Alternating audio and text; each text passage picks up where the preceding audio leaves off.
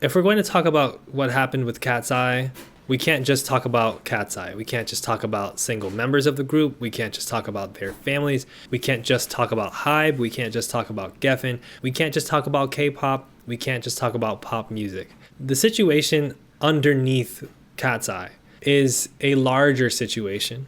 It is a situation of systemic racism, systemic sexism, and a system that maintains its order over young women to create self-hate within them, to create self-doubt, to wedge gaps in between them, and to allow people to excise their issues with the system into stan wars and to manipulate them, to manipulate the hopes and dreams of young women into commodities that can be exploited and discarded and abused just as readily as any household item.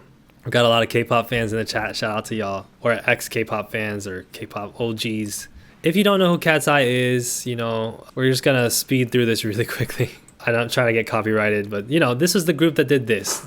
They had a Better in Denim Gap advertisement 6 months ago that got 63 million views. And this was right off of the heels of the Sydney Sweeney situation, in which American Eagle really tried to sell us blue jeans by giving us white supremacy. So this happened right afterwards, and people were like, now this is how you sell jeans. And they were, praising the diversity at hand and praising the way these beautiful young women were dancing quite well in the denim, which showcased its flexibility. It's a good advertisement, right? And ever since then, Katseye have been doing hella advertisements, okay? As a matter of fact, I forgot to pull this up, but they recently were on Jimmy Fallon, and they were demoing their dance with State Farm.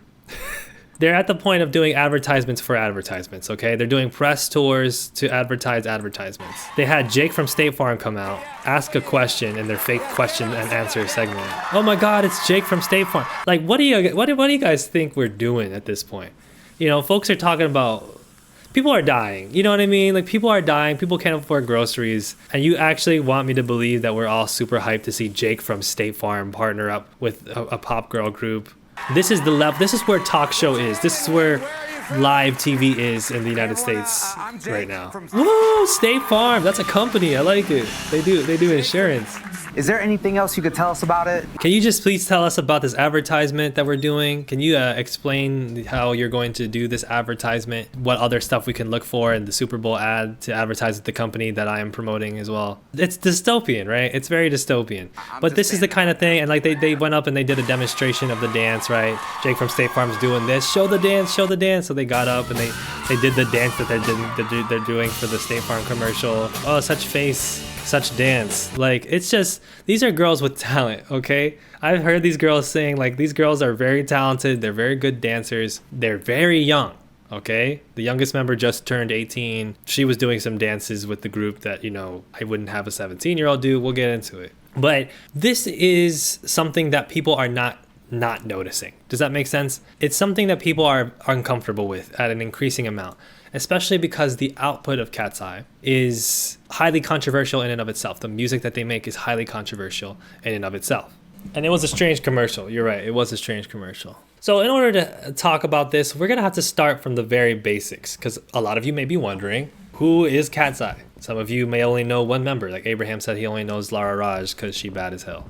Fair enough. So Katseye is a girl group. Katseye is a girl group based in Los Angeles with 6 members. We got the Wikipedia articles up because we're deep researchers, okay? They are the creation of a reality show that was created by Hybe, UMG, and Geffen. Their 6 members are girls from all over the world, right? There's a member from the Philippines, there's one from South Korea, one from Switzerland, and there's members from the United States. They are quite popular, and they've only put out a couple of songs, but they've reached the point where people are starting to be rancorous in debate about them, about the quality of their music or lack thereof, and about interpersonal drama in the group or surrounding the group. And it all came to an explosive head this past weekend because member Manon Bannerman announced that she's taking a hiatus from Katseye. Well, first it was the label that announced it. The label announced, after open and thoughtful conversations together, we are sharing that Manon will be taking a temporary hiatus from group activities to focus on her health and well-being. We fully support this decision. Katseye remains committed to showing up for one another and for the fans and yada, yada, yada, right? So that was the statement made by the company. And everybody was like, oh,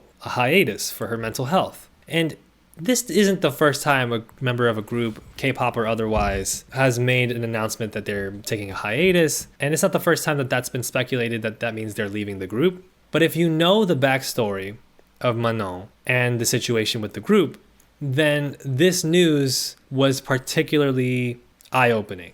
It led people to read a lot deeper into it than you might expect. Especially because Manon herself goes on Weverse, which is the Hybe social media app for the members of their label, saying, I want you to hear this from me. I'm healthy, I'm okay, and I'm taking care of myself. She sounds like she just said something controversial and she's joking that they're going to come get her or something. Thank you for checking in. Sometimes things unfold in ways we don't fully control, but I'm trusting the bigger picture. Thank you for standing by me. So this is a very, it's a kind of ambiguous statement, right? You have the label say, oh, she's working on her mental health. That's why she's taking a hiatus. And then she says, I'm healthy and I'm okay. Kind of contradictory. It's not necessarily like it can't be reconciled. It's not necessarily, maybe she just means that she's like working on it and she's going to be okay. But then she says, sometimes things unfold in ways we don't fully control, but I'm trusting the bigger picture, which is like, that's like the kind of statement you make when you got fired from a job, which is not to say that that's what's happening with her, but like, that's the kind of thing you say when it's like, oh, something happened and like, there's more details to come.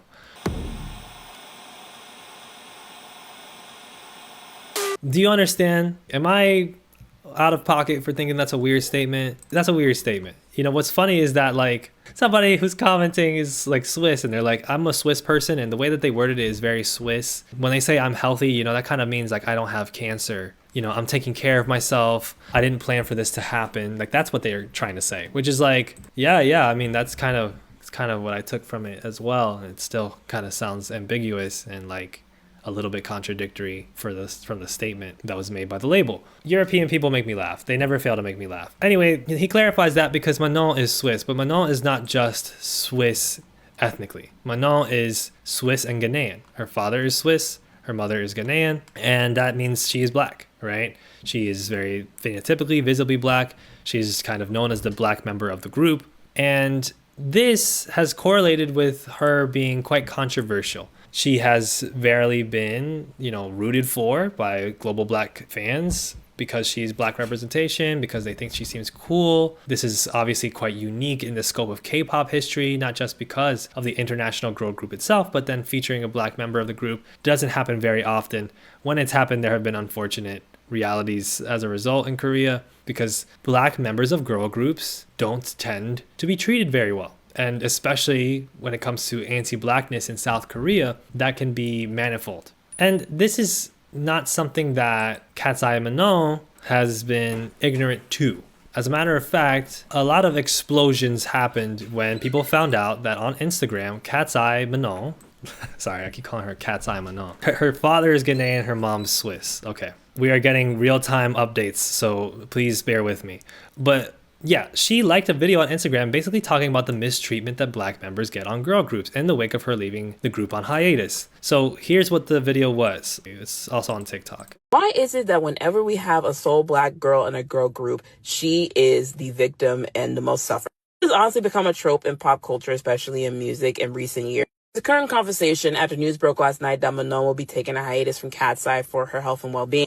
I put out a statement stating that she would take a hiatus and that she'll be coming back once she's recovered. But according to Manon on Reverse, she said that she is physically fine. She is just taking time for herself and that things are beyond her control, which has many people speculating that this hiatus was not her decision. If you've been following Katseye's, it's really intriguing. It's very intriguing when you make the kind of ambiguous public statement and then people speculate, is she saying something else here? And then you like a video of somebody saying, many people noticed that she was potentially making an ambiguous statement. It might have been saying something else. It really drives home the point that you were probably trying to say something else, right? And yeah, you'll keep watching this TikTok and you'll see also like there's connections here with other members of girl groups who have since followed Manon on Instagram. So there's a lot there. Since they started back in 2023 at Popstar Academy, you know that Manon has been subjected to the most abhorrent hate. Recently, in the last couple of weeks, she and Daniela,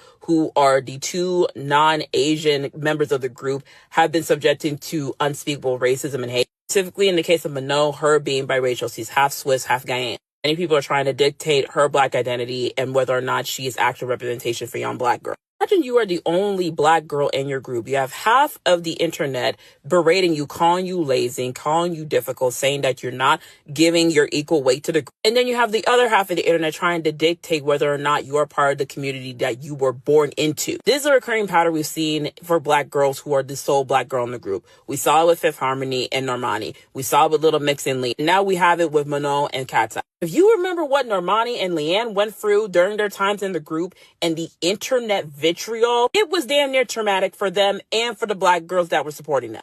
So this is a big part of what has followed Manon and what has followed Katseye since their debut, but has escalated more and more, in particular after they kind of blew up with the song Gnarly. In particular, Manon has been followed with these accusations that she's lazy, that she's not getting on with the rest of the group, that she's not that talented, and a lot of that is very racially coded. And somebody had pointed out earlier, it's not just from Korean fans. Like, this has an international fan base, this group, and all K-pop groups with international fan bases have international racists as part of their fan base. And so you can see there's very heavily racially coded sort of language with those accusations. Before I get into that more, you would wonder, what the perception of the other girls is within the group and whether or not there's a solidarity that's built there when somebody like Manon is sharing this kind of post. And that's why I mentioned to you that I've kind of buried the lead here, because liking this post on Instagram came after the father of another member of the group, the Latino one, of course, the white Latino father, of course, started leaving these really shady comments about Manon after the announcement of her hiatus. The show must go on, with or without a member. Katseye is bigger than one girl, right? And this is also like the example of the kinds of comments being made about her. She wasn't a team player from the start. Nobody watched the doc. We'll talk about the doc.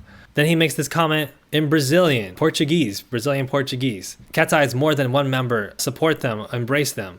So you got this white Latino daddy talking about she's not the group. The group is more than one member. And it didn't stop there, okay? It never stops, actually. I think he's still commenting at this moment. We need girls who can grind. Katseye is a powerhouse. The show must go on. Somebody made this comment. Katseye is a set 6-piece, point blank period. Hybe X Geffen, do not fuck this up. And he responds to this comment saying 5 is okay too.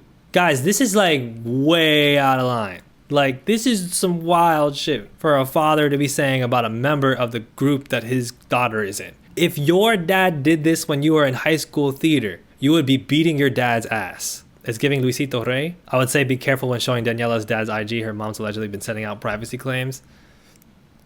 Try it, bro. Try it. Let's see what happens. So this is the foul ass shit that he's been saying. It doesn't stop there, right? There's been more than that, but we're just gonna leave that there for a second, because white Latinos, I've talked about them on this channel. I will never stop talking about white Latinos as somebody who has white Latinos in my family. These folks are racist, okay? It's just a thing. Anybody who goes to Latin America knows that there's like a third of the population that is European or is verily connected to Europe by way of their point of view, and they're white. A white Latino named Rafael will be crossing the boundaries. But this is giving you a sense, too, that if there's any amount of solidarity within the group regarding Manon's treatment and the racism that she faces, it is highly insufficient with whatever the infrastructure is there, because you literally have parents repeatedly basically abusing this girl in comment sections. Now, to understand where these accusations surfaced from, of her being lazy and her not wanting to be part of the group, you have to turn to Hybe and Geffen themselves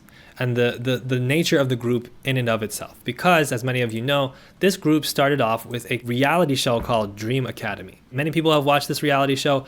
I haven't. I can engage with toxic stuff, but it gets to a point. Dream Academy featured thousands of hopefuls whittled down to 20 trainees and trained via K-pop's rigorous methodology. And they brought in the panel of the show to delve into the format. It was kind of this unique format where they had challenges for the girls involved and then evaluated how they were handling these challenges.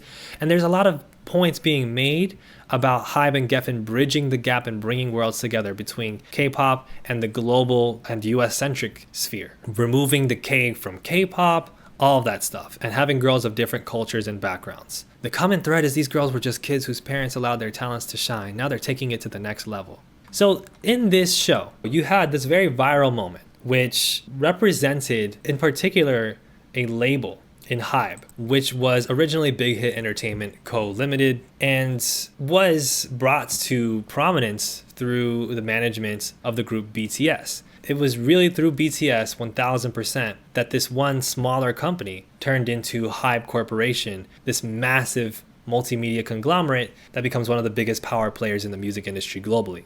As you probably know, in the late 2010s, global music becomes more and more of the focus in the global music industry because people are turning towards artists from all over the world and following them religiously. And in particular, we see that with K-pop, and we saw that primarily with the group BTS, as well as other groups like Blackpink, like Twice, etc., that gained huge global fan bases, that sold out significant venues, that brought in tons of views on social media. And as these talk shows and these different media entities turn towards those view counts and those engagements as being the focus for their, measurement of success and for their monetization, these groups got more and more momentum. So this is the dynamic that builds Hybe into becoming this massive company. The rise of K-pop, the rise of international social media based acts, the rise of digital engagement, and the rise of stan engagement with groups being monetized through various different commodities being sold under one artist. And so that's why this was such a big deal, especially from an industry standpoint. This was the moment in which Hybe not only decided to make a global music group, which was a long time in the making and represented this huge step for K-pop in a sense to move into the quote-unquote mainstream, but also a girl group, and also doing so through a reality show. And many people praised this strategy, right? This is a post from 2 years ago on the Katseye subreddit where, this person says that their launch strategy slayed just as hard as the girls themselves. They focused on securing top tier media placements with Rolling Stone and Vogue. They used the Netflix platform to drive and sustain word of mouth longer than a real-time formation competition show, doing it on Netflix rather than doing it on a television show. Having people use, that Netflix show to engage on a personal level with the personalities of the girls involved, to build connections with them, and also having that be a way to even do more of that diversity that this was supposed to entail. And, there was also praise for this quote unquote right balance of humanistic and efficient training and development, says this person, right? This person admits that most people would disagree with them on this, but as an older K-pop fan who has worked at MNCs in Asia and the US, they thought that the training and development approach at Hybe X Geffen was compassionate and dignified. They note particularly that the trainers and staff treated the trainees with respect, spoke to them respectfully, and that they kept a psychologist or a therapist on set. That is a thing that kind of rose through Hybe, actually. If you know, you know. They were basically the first label that popularized a group having psychologists, right? Just to give you a sense of where we've come from. You probably know how traumatizing the K-pop industry is for the people involved. You've probably heard this much before. You probably have a sense of how pop music and media industries traumatize its entertainers, traumatize young people. You probably have a sense for that. The idea that, suddenly we are going to incorporate therapy, right? It was a much needed step, let's say. But a lot of people reacted to this even at the time by saying, hey, look, I don't really think that this was very much, I disagree with Floor. The girls were literally lied to and pitted against each other. They talked about how some of the girls were treated differently or poorly by the staff, that there was a dance moms thing going on of good cop, bad cop, and gaslighting. Having a psychologist on board, or the fact that other K-pop trainees may have it tougher, doesn't change the fact that these are young girls who are forced to act, look, be a certain way, to receive an inordinate amount of stressors and to toughen up. And that comment that got 10 likes from 2 years ago, that is a central part of my presentation and my talk today. That's a big part of what we're talking about, because there's no way to make this system healthy for the people involved. There's no way to do it, especially if you're doing it at a mainstream level. This level of youth, you have people who are teenagers, who are underage, who are participating in this reality show, who went on to be part of the group, notably Yoonchae. The level of speculation, the level of attention to their physical appearance, the level of rigorous training, that stuff is not only hard, it is often inhumane. It is often expecting and demanding things of young women who really want to break out in the arts and entertainment industries. It's expecting them to forego their humanity for the sake of presenting a very positive image, for the sake of presenting a very societally acceptable image.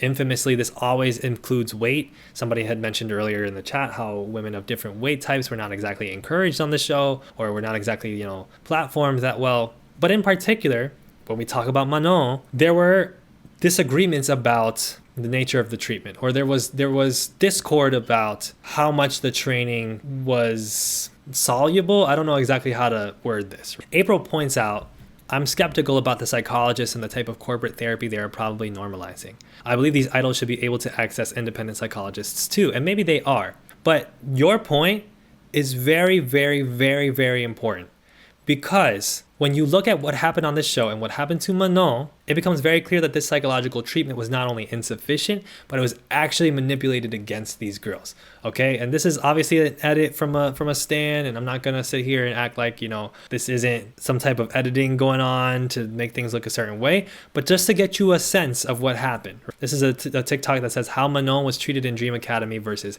how she treated others. Passionate about this, but then there's some people like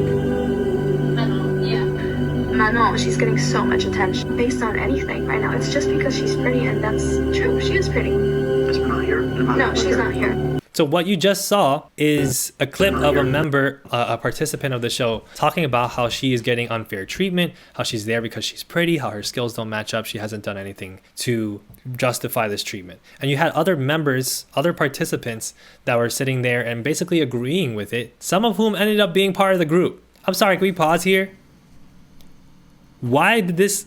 How is this a good idea? Imagine you're going to debut as a part of a band, and a documentary comes out before you debut with the band, and it's about how the band is formed, and it features other members of the group being like, yeah, so this guy who was part of the band, he sucked. He wasn't doing a good enough job. He needed to do better. He's being treated better because he's pretty. You know, how is this a conducive environment for growth? How is this an environment with which fans are going to engage healthily with the members of the group? And that's the most enduring legacy, right? Because this show was extremely popular, and it pushed these narratives from these girls who are just competing, just trying to like participate in a show and do their best. And it showed them engaging with it in messy ways about each other. And those narratives are never going to go away now. They're never going to go away. The fucked up part is that this is the therapy session. This is the session with the psychologist. This was part of a segment in which the Dream Academy girls were talking with their therapist about what they were going through. I love also the noting of the amount of votes that each member got. This is Laura. She's 6th in votes. Oh, good to know. Good to know. You know, talking about their feelings. You cannot get proper psychological treatment, proper therapy, when the most vulnerable and messy things you express in therapy are going to be aired to an audience, and then they're going to follow you around for the rest of the time.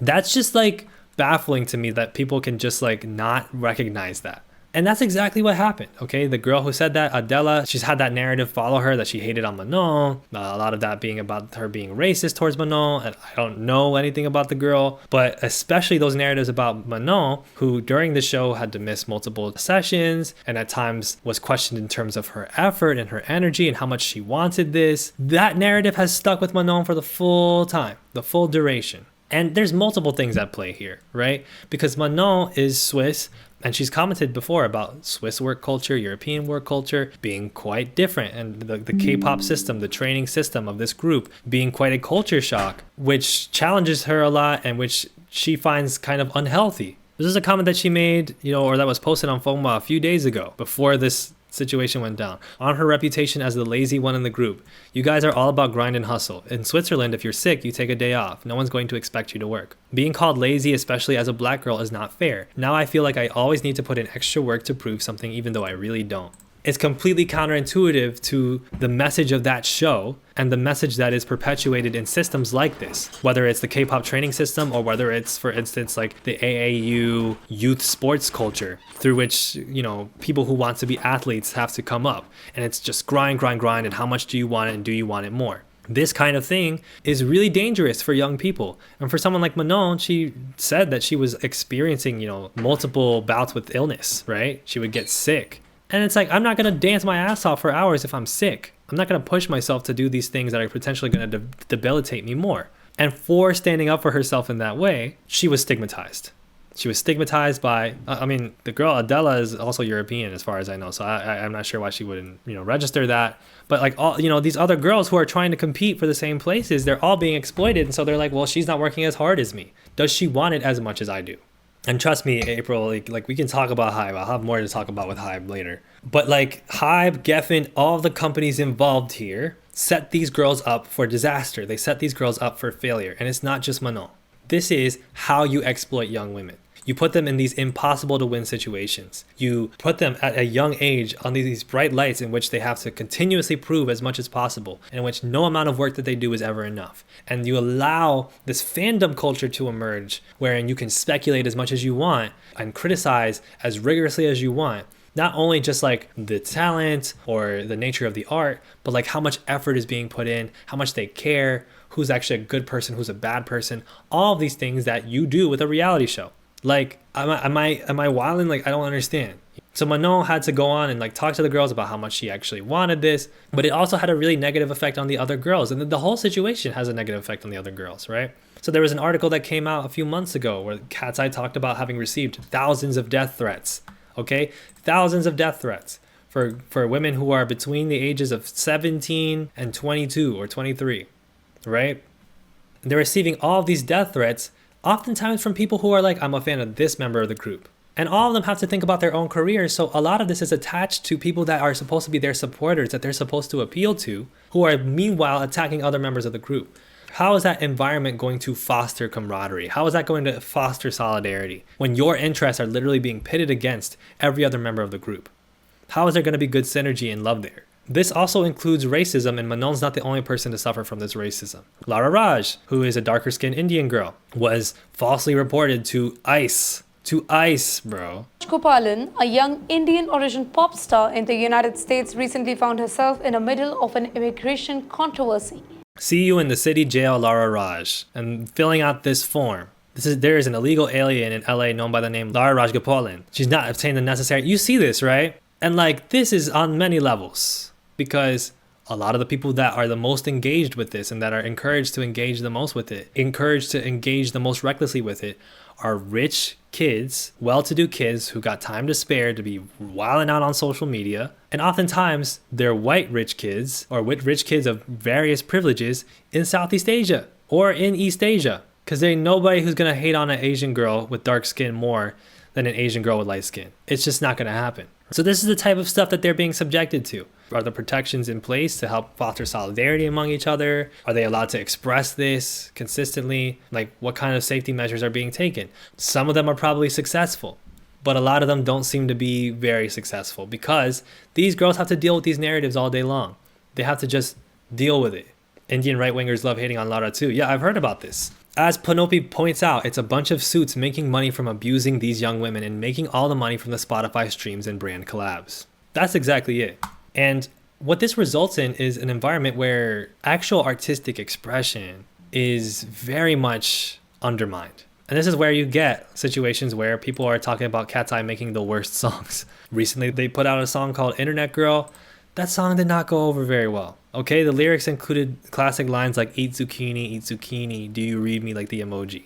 OMG, OMG, OMG. Haven't you heard I'm the Internet Girl? And the song came after their biggest hit, which was Gnarly, which was written by this kind of subversive comedic artist named Alice Longyu Gao, and then put in the context of this hot girl group of young women showing off how cute they are and dancing and being cool while they're singing these lyrics that are supposed to be extremely ironic, but they're singing them with full seriousness. Are we going out tonight, gang, gang? Now we'd be like, gang, gang, gang, gang, gang, gang. You guys know what we're talking about, right? I don't have to go into detail, right? I don't have to pull up the lyric sheet and read it like I did with Taylor Swift's album, right? So this is never going to be an environment where you're going to make beautiful music that comes from the soul. A lot of the complaints that are made about them is that the auto-tune might drown out their voices, which I am fully in support of using auto-tune as a creative tool. And sometimes that can be a really cool effect. But these are all girls who can really sing, and they're not like being encouraged to make music that shows off their singing voices. They're not making music that is about various topics. It's usually just music that talks about having fun and being hot. Nothing necessarily wrong with that, but then it's also machine oriented. It's put into this uncanny cycle of processing that makes it so that there's not even a bite to it. It's a product being sold. It's a product being sold, right? And that's really what this is about. I mean, one of the things that also I remember people shitting on them a lot for is the fact that one of the things, if you go to see a Katseye concert, one of the things you'll be treated to is a performance of Katseye's ad dance. Look, they're performing the dance that they did for the advertisement. This is one of the performances you get to go see. If you go see, other artists in concert, they might treat you to a cover that they were inspired to do by recent events, or they might have a special guest come on and sing a duet with them. They'll give you their whole discography. They'll do interactions with the crowd, right? Katseye will dance, right? They're a dance-focused group, and some of the dances that they will do will be dances for Gap, the company that makes clothes. People are like, you remember this one? This was a hit. This iconic Gap ad. I'm sorry, what? I'm sorry, you gotta pay me if I'm gonna go see an ad be performed for me in public. And this is really like a dance being done to the song Milkshake by Khalees. But this is like more promotion for Gap. Or you get the State Farm thing. And you have to understand, the K-pop model is like this. I've talked before how we're in this period of time when people are changing their tastes. They're challenging their tastes. They're challenging their interests. They want artists that challenge them. They want art that speaks to the times. They want art that speaks to what people are struggling with, that speaks to people's personal experiences with difficult emotions. It doesn't always have to be super deep, but it has to be real, right? It has to be authentic, and it has to be something relatable. But Katseye is necessarily designed as an entity to do the complete opposite of that. Because the music industry already doesn't pay out very well. If you put out a song on Spotify and that song gets 1 million streams on Spotify, I don't know how much money you make, but it's not that much money. It'll be like maybe a couple $1,000s, and it's really hard to get 1 million streams on Spotify. It might cost you a couple $1,000s to make the song in the first place. So you have to have some sort of miracle happen for you to be able to recoup the costs. Now take that and amplify that with the fact that you're signed to a label, and that label will take a huge percentage of the profit. You make this music, and then you're in a group of 6 girls. So each of the 6 girls has to get paid, and they have to get equal splits. But also, there's producers and songwriters that you're working with that are credited that have to get paid also. So the payouts get split, and you as the girls are not getting much money from the music.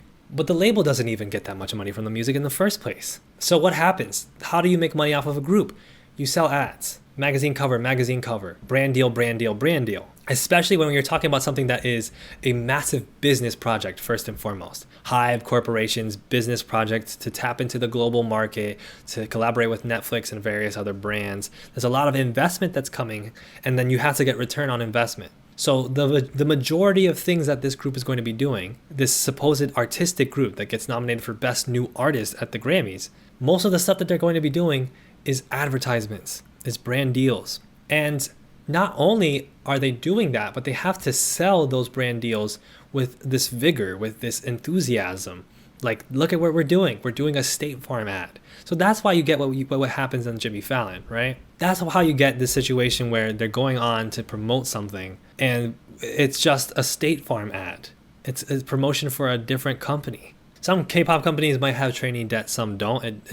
Music industry is notorious for how each contract is quite different and standards can be quite varied. But K-pop groups, like April says, are not making that much off of music unless they're big touring powerhouses, right? And it's true that the majority of Katseye's appeal isn't even the music. It's the performances and visuals. They're dancing, the way that they look, the clothes that they're wearing, etc. And their diversity and all that. And that was what was highlighted in the Gap ad. That is what you're selling. You're selling Katseye. What you're selling is not their music. It's not their art. It's their dancing. It's their look. This is also the kind of thing that makes a spectacle out of real young women who genuinely had dreams and aspirations. You have somebody like Daniela, right? Like, this is an example of a hate post, right? From like similar to the stuff earlier.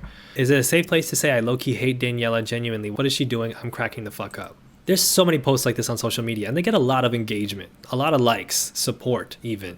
And that's also part of the business. When you are part of a girl group like this, you think what you're signing up for is I'm going to be an artist. But what you're signing up for is I'm going to be a commodity, and that commodity is going to be talked about. It's going to be engaged with. It's going to be debated in ways that are very unsafe for me, in ways that are going to be me being publicly humiliated over and over again, insulted over and over again by fans. And when that happens, that is supposed to be a good thing for the people involved, for the people that are really behind this. So we talked about Hybe a bunch, right? And I want to talk about Hybe some more, because I want to talk about how much this has to do with the entire premise of the music industry in general. A while back, a long time ago, a lot of attention was brought towards how K-pop is this specific dystopian industry. I used to do journalism about this a few years ago. There were video essays on YouTube constantly about how much K-pop roboticizes its participants, how K-pop artists are these robots that can't feel, they can't date, they can't drink, they can't do anything, they have no lives, they get no sleep. You know, talking about the nature of the system in a way that highlights the exploitation and highlights the violence involved in that, but also more often than not participates in an Orientalism that situates like Korean engagement with popular media as especially dystopian. Oh, those Koreans, look at how bad they are. Look at how those Asians take everything and turn it into robots. They roboticize everything. They use the logic of technology towards everything so that they can excel. Thus, they dehumanize themselves, right? It was this quite Orientalist discourse, and it was this misogynistic discourse often that justified a lot of people ending up hating K-pop in a way that wasn't productive at all, right? You can hate K-pop, you can like K-pop, whatever, but a lot of people spend a lot of time shitting on K-pop fans for enjoying K-pop groups, for finding parasocial connections, for having parasocial relationships with anybody, even though all of us engage with parasocial relationships, or from being like inspired or entertained by media because it's roboticized, it's corporate, it only exists to manipulate you. How could you think that this is for you, right?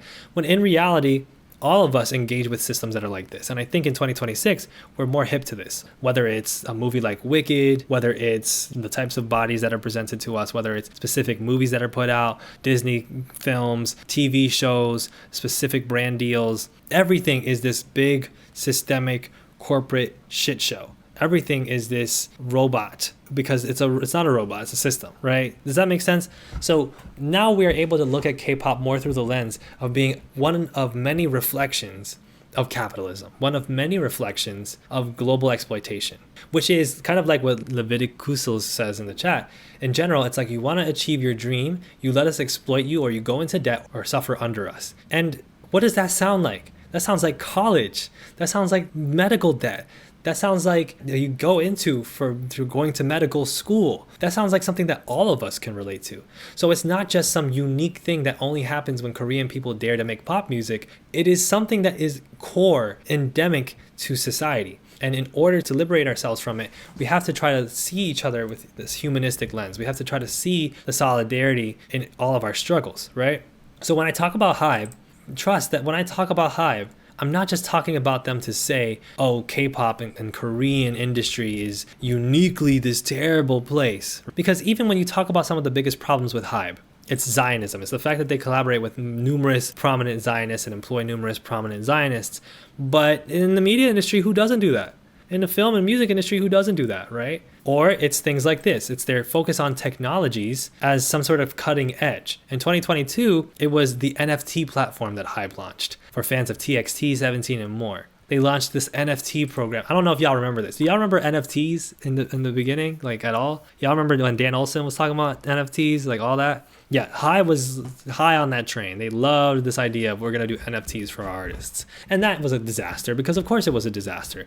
We all told you at the time that this technology was very useless, that this was a scam, but it was a scam where there was a lot of investment. And so what does capitalism do? It goes towards capital. And if that's fictitious capital, as Marx might say, if it's investment capital, then it goes towards that. And so the same thing happens in today's day and age when it talks about AI. Hybe in 2025, a year ago, AI voice cloning company Supertone unveils text-to-speech tool that can create a custom voice in just 10 seconds. So this is a company that is very interested in AI technology. Now, when we talk about this, years ago, it would have been construed as, look at those damn Koreans. They're just trying to make everybody into robots because they roboticize themselves. But what's more American than fucking being invested in AI?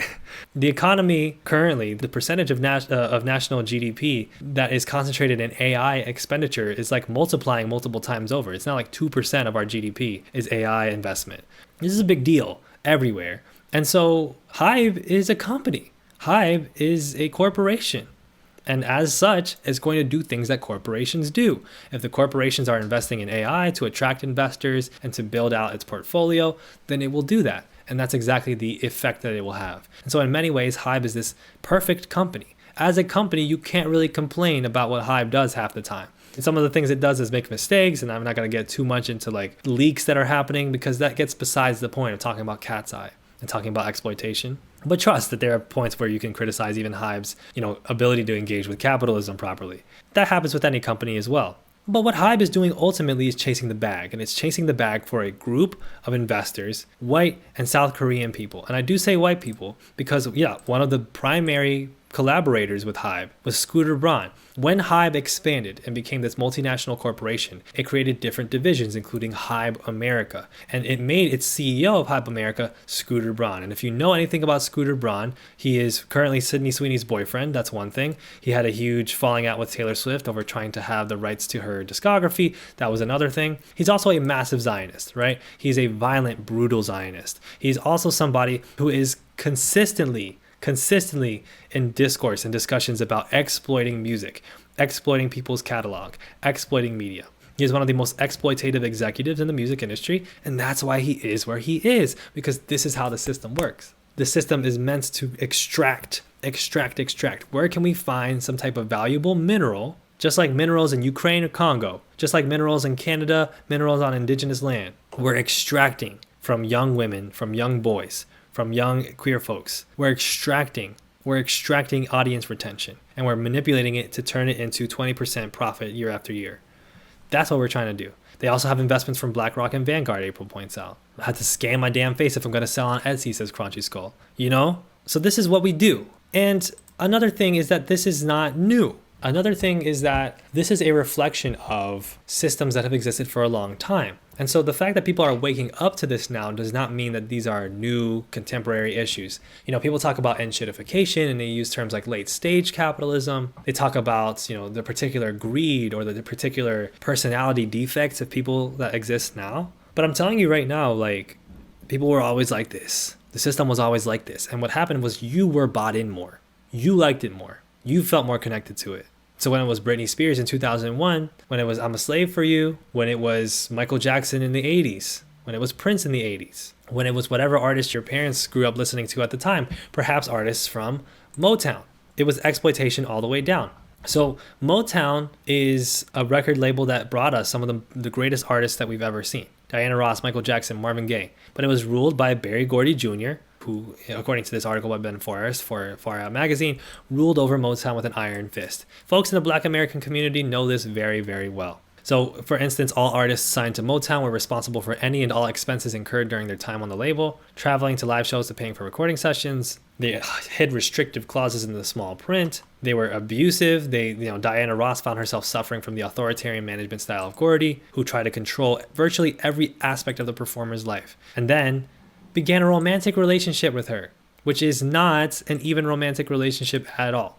That's not some regular consensual romantic relationship. That is your boss having a child with you. I mean, we're talking about nightmarish shit for some of the greatest artists that we ever saw. Diana Ross developed an eating disorder, okay? In 1995, Berry Gordy talked about it. To exploit is not necessarily bad. I did try to control almost everything. It was my ball game, my vision, my dream. Many of these artists became superstars, but when they first came to me, they were just kids off the street who needed direction. And the reason I bring Motown up is not only to historically situate this conversation, but to historically situate K-pop in and of itself and Hybe in and of itself. Because if you know anything about the history of K-pop, it was an industry that was founded off of two different industries before, inspired by two different industries before, Motown and J-pop. And so there's a great book that if you're really interested in learning about K-pop, if you're interested in learning about Korean music, you should read this book. It's called K-Pop, Popular Music, Cultural Amnesia, and Economic Innovation in South Korea. I had to read it a long time ago when I was doing more journalism about this, more talks about this, so to speak. But one of the people that was a central figure of this transformation was somebody named Lee Soo-man. Now, if you don't know who Lee Soo-man is, congratulations. But if you do know who Lee Soo-man is, then you know that he was the founder of SM Entertainment. So Lee Soo-man, you might not know, was a student at Seoul National University in the 1970s. This was during military dictatorship in South Korea. Now, why was there military dictatorship in South Korea? Anybody want to talk about that? Anybody know? For sure, or in short, there was military dictatorship in South Korea because, first and foremost, Korea was colonized by Japan in the early 20th century. Then it was liberated from Japan by the United States and the Allies in World War II. Then Korea was split into being ruled by the United States and the Soviet Union. That split created North and South Korea. two countries that at one point were part of the same country. They were part of the same empire, the Korean Empire. These were people that were related to each other. These were people that were family members, brothers, sisters, that were separated across a border that deemed you're North Korean, you're South Korean. And so therefore you answered to different rulers. And then because of that creation of that hierarchy, because of that creation of these two, what turned out to be opposing powers in the Cold War, the United States and the Soviet Union, these two countries then battled over who was the legitimate government of the entire peninsula, Korean peninsula. And that was the Korean War. And after the Korean War, an armistice is reached. A ceasefire was reached, which is still upheld to this day, but the war has never officially ended between North Korea and South Korea. And to this day, we know North Korea as being this dictatorship, this communist, so supposedly communist dictatorship, where there is this very strict rule over culture, over everyday life, and this very strictly state-controlled economy that suffers from numerous different problems. A whole other conversation we can get into. But in South Korea was then a proxy state for the United States. What does that mean? You're the United States' henchman. You do what the United States wants you to do. If you don't eat, because the United States is going to feed you, clothe you, give you resources. Soviet Union won't.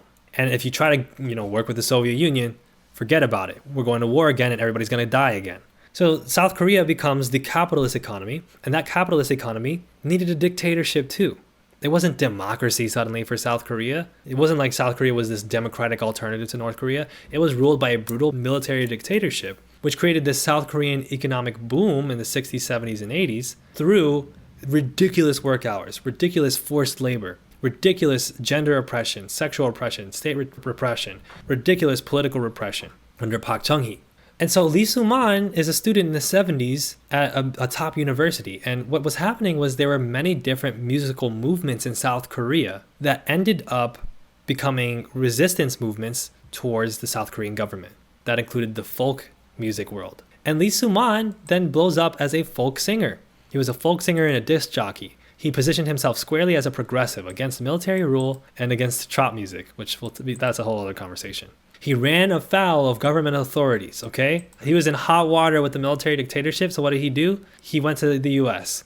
When he goes to the US in 1980, he gets into computer science because he sees that that's the thing to study at the times. You see, Lee Soo-man, as much as he fashioned himself this progressive and this person who was against, military dictatorship and against oppression, he was really just somebody who was hip. He saw that was a big youth movement of the time, to be into folk music and into rebelling against the government. And once that didn't work out, he had to think about his self-preservation. He studies computer science. And then when he studies computer science, he gets really interested in popular music because he's a musician and he sees what music is like in the United States. So in 1985, after seeing all this, the rise of MTV and seeing artists like Michael Jackson, he enters the music industry. He found modest success with an artist named Hyun Jin-young. He then started to build this new version of idol pop. And that's like a central concept that you have to understand when it comes to Katseye.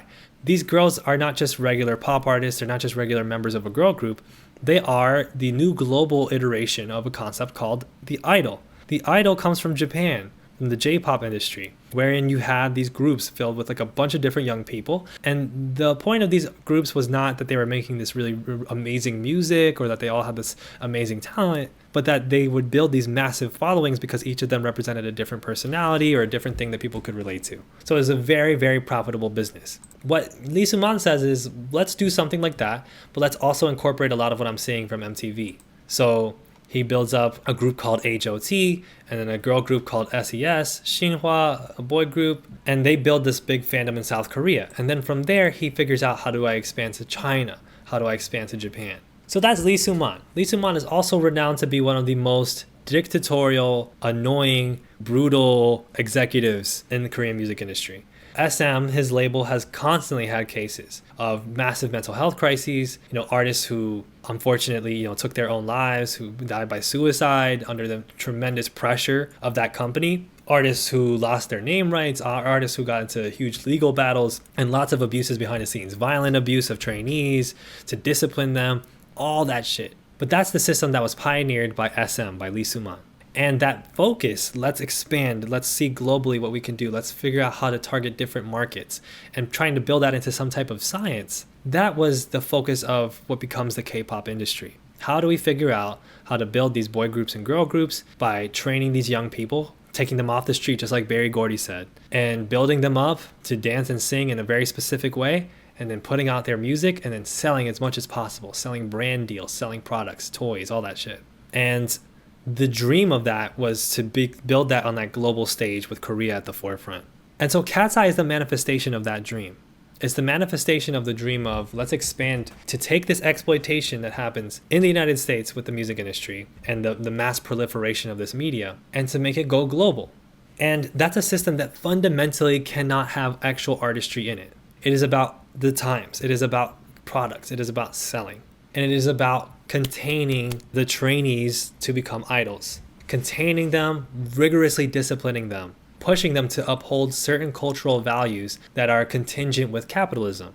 Really hard work, no excuses, no days off, complete unattainable beauty standards, which are often upheld with plastic surgery, with really bad dieting and eating disorders, and like constantly behaving in a way that makes you seem perfect, never getting upset, never getting angry, never lashing out at fans, even when they're dehumanizing you, even when you're going through ridiculous amounts of abuse and exploitation that will not actually materially benefit you anyway.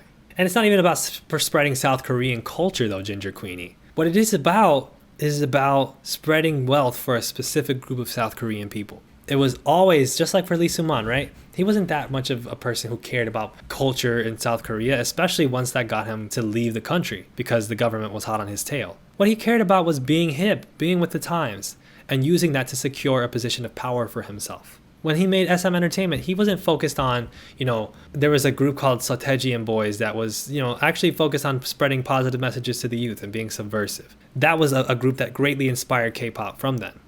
He wasn't trying to do that. He wasn't trying to spread positive messages. He wasn't trying to spread political messages. He wasn't trying to be subversive. What he was trying to do was take the interest in this spectacle and monetize it as much as possible. And the way that you monetize something as much as possible is not by selling a product. It's not by selling a piece of clothing. It's not by selling a song. It's about selling an idea. It's about selling a soul. If you've watched the movie Sinners, you kind of know what this is. It's about taking a soul and keeping it as a product that you can utilize for your own spectacle, which necessarily strips the soul out of the person, strips the soul out of the art. And nothing is more American than that. This is a system that would not have existed had it not been for the American capitalist music industry. It was greatly inspired by that. And the Japanese system, same thing. Japan was a proxy state of the US. Okay, I made a video about that too. So this is the difference with Katseye. It's not just the same regular old exploitation. All the different cases of exploitation in the music industry are a little bit different. You get this exploitation when it's, black artists under Tyler Perry. Like FD Signifier just made a video about Tyler Perry and how he exploits other black artists and utilizes pro-black rhetoric to exploit and to become a billionaire. You also have artists like Ariana Grande that come up in the kids media industry, surrounded by groomers, right? You have people in hip hop industries, people in rock industries. All these people have these unique stories. But what makes Katseye perhaps the most glaringly upsetting in today's day and age is the fact that the system has combusted so much, it has exhausted itself so much, that now the contradictions are just so obvious. It used to be with Berry Gordy and with the early K-pop industry, a key part of the system that the idols to be, the young people that became trainees that wanted to be idols, they didn't come of much means. And so this was necessary for them, right? This was literally their material existence. This was their job. This was their standard of living. Okay, they were trying to get a job.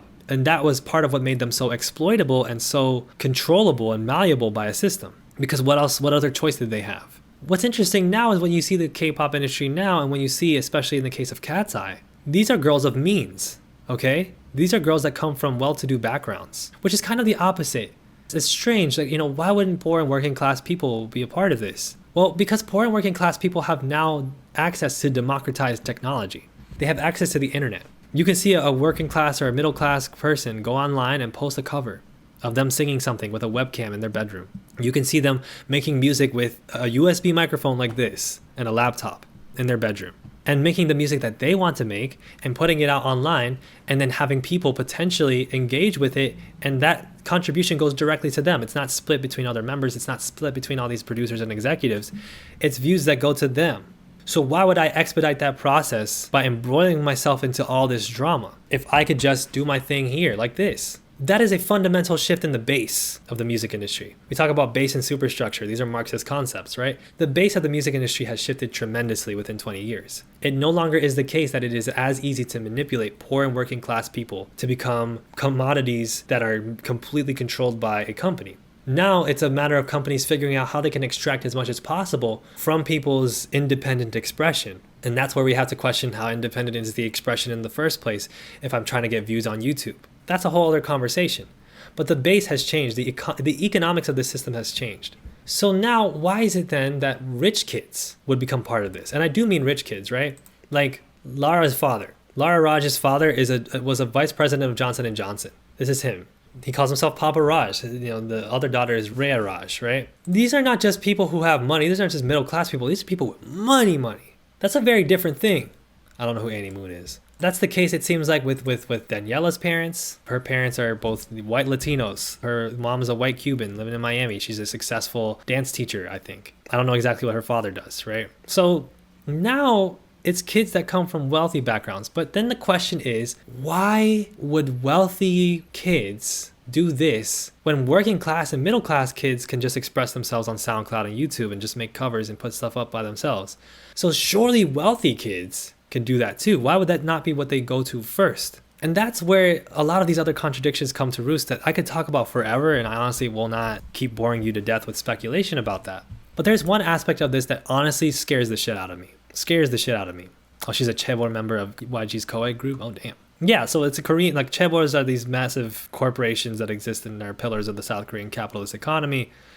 You have daughters of these like billionaire executives that are like, I want to be in a K-pop group.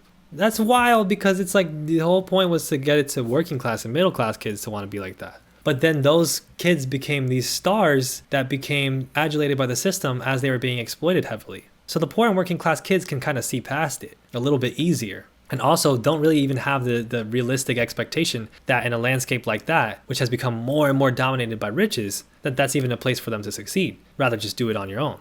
But these rich kids are the ones who have the closest access. So it's the least amount of, tribulation for them to get the chance to be in a K-pop group, in an idol group, etc. And the idea of the idol is so adulated still among people who are middle class and wealthy because it's like, well, that's the system. Those are the values of the system. These are the people that carry the values of the system. I don't know if I'm talking over your head here, but let me talk about what scares me, right? I had just mentioned that. You know what really scares me? Is the Epstein angle. In the words of Drake, is the Epstein angle.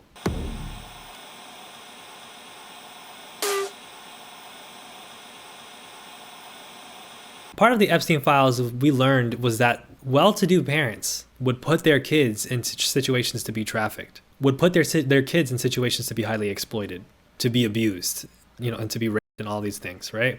In part because that is the contract for the wealthy parents. How do I ensure my wealth? How do I move up in the system? I can pay my children as tribute. And so then when you look at some of the behaviors of the parents and some of the controversy surrounding these things with these kids, like if I had a kid, I would never want my kid to be part of something like this, right? But when you look at some of the behaviors of these parents, it starts to make you question.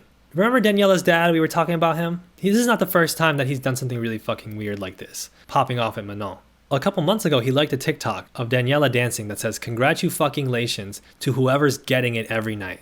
He reposted it, in fact. Imagine your dad reposting a video of you that says, "Congratulations to whoever's getting it every night." Just imagine what the logic of that is. This man is very fluent in English. This is not a language translation question. Your father reposting shit like this. This is getting dark. This was already dark. Do you see how dark this gets? This also makes sense as to why then Rafael Avancini, very Latino name, Avancini, very American name. Was that a Nahua name? I think he's Venezuelan. Is that a Guajiro name? Recently, he then, in the middle of popping off like this, he also had some words about Blackpink Lisa. Some random Facebook post says, "Who is your favorite dancer, Daniela or Lisa?" And then Mr. Rafael Avancini says, "If you have to ask Daniela, much better trained. Plus, she's also Latina, major advantage against Asian dancers. Her hips are untouchable."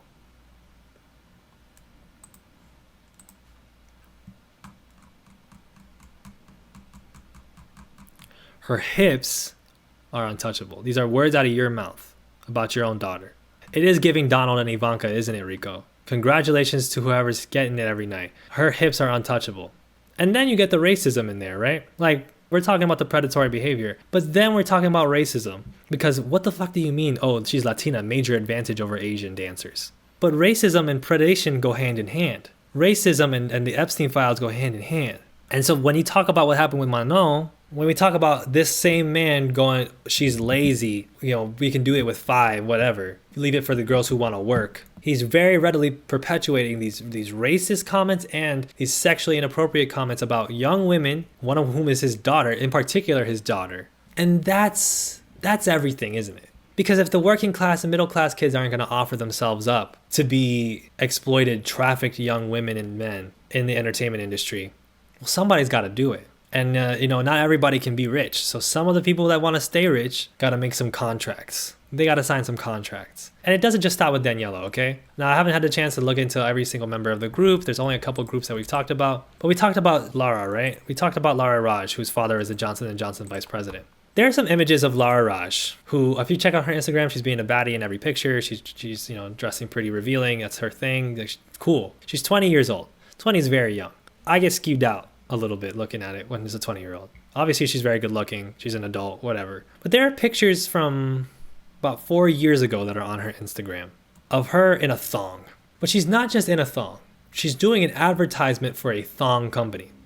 And I'm not going to show you these pictures for some pretty obvious reasons, but this is from that, okay? Lara Raj, and you have multiple people commenting. She would have been 15 in this photo. This is a photo of her, a mirror selfie showing her thong, like her pants on a low rise showing a thong above them. There are multiple pictures like that. And so you see people commenting on it, pointing it out. She would have been 15 in this photo. Oh, her parents don't care about her safety. A minor, shame on her parents. I genuinely like her more knowing she's been probably abused as, okay, that's a wild comment, but okay. A 15-year-old wearing a thong. This is another one of those pictures, okay? 15-year-olds dressing like this is so concerning. People are pointing out how her parents exploited her at such a young age. But notice how this one also points out, and I can't independently confirm this, but I've heard this from multiple people, that her mom had a comment on here with the hard eyes emoji.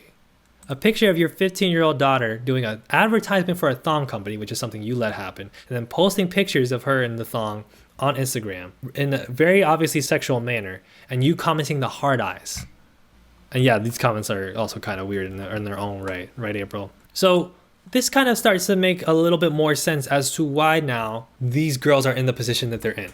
They have been let down fundamentally by everybody in their lives. Manon's parents are the ones that I've heard are the least like this, and Manon is also the person who is the least manipulable to overwork herself. So who's the one who's on hiatus and liking posts about being mistreated by the label and being discriminated against for being black? It's Manon. But these other girls who are, they're the 5 that want to work, according to one of these horny dads. Sorry, I don't want to just call people horny. This is all alleged, okay? Don't come after me. But these girls who want to work, they're the ones who don't put up with it. They're the ones who don't fight it. And recently, Lara Raj was in Baby Keem's music video, being the baddie love interest of Baby Keem. And that just kind of reveals something to you, doesn't it?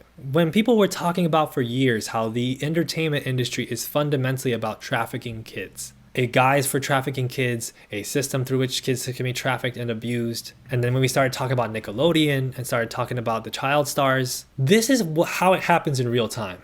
And the contradictions have come to roost so much with capitalism that the hiding of it is dissipating in front of your very eyes. It used to be so much more hidden for us. We didn't have the access to this much of these people. But now that we have this much access to them, and now that we have this much access to our own technologies and our own expressions, now that we can do that, all this stuff that they used to be able to control us much more easily for, that shit is not as powerful anymore. And so now you're seeing nakedly these well-to-do parents who very much do not need their kids to be forced to do anything for them to have a good life in front of them, but who are offering their kids up to the system, who are uncritically just facilitating all of these kids' intake of unhealthy stereotypes, unhealthy values, unhealthy beauty standards, and saying, yes, you know what? You want to be famous? Let's do it. And throwing the money at them. And the whole way getting a kick out of it, getting titillated by it. But that's where it starts. The parents. That's how stage parents are. That's how this industry has always worked. And that's why it's blowing up so fast with Katseye. Who knows how this goes after this? I don't see it really recovering very well, especially since apparently they have no interest in keeping this girl's dad in check. And we have no idea the extent to which things are happening like this. But the idea that years ago the world was run by these pedophiles, you would have gotten laughed at for saying that in 2016, especially within the left. But now we understand as people who are critical of the system, as progressives, as socialists, as all the people who are radical, who want liberation, who want the system to change, who want liberation for children, liberation for girls, liberation for queer people, liberation for black people, and who understand that all these things are connected, now it's as visible as ever. It's as visible as ever. And of course the trafficking is at the center. And of course the exploitation of young girls is at the center. And of course these parents are complicit in it, because that's always how it worked. People are pointing out how Britney Spears was talked about in the Epstein files. This is always how it has worked. And now you're not buying it anymore. And of course, there's always been people who in the entertainment industry who have found a way to do this without that. And that's why those people end up getting discriminated against. They end up getting mistreated. They end up getting excluded. They end up not getting certain pushes. But they build these stable and really beneficial, positive careers, making music and using different parts of the entertainment industry without condoning this shit. But that entertainment industry is collapsing under the weight of these systems no longer being as valuable, of these systems no longer being as easy to obscure, being as powerful. And it's up to us to continue that, to continue to burn this entire system down, and to build a world in which the artists that represent us don't represent us as a monolith, but represent the things we want to get talked about, the things we want expressed. That is why the artistic renaissance, the new renaissance, is a necessary part of revolution. Because if you don't understand how the media industry exploits young women, both the people who are involved, the entertainers themselves, and the young girls who watch them and look up to them, these idols, then you are missing how capitalism works as a key function of it. Without the creation of this value system and the perpetuation of it and the systemic rampant exploitation perpetuated by these elites, this system is so much weaker. Are you sure? Somebody said, are you sure? I'm not sure what they're asking, but anyway. That's all I got to say.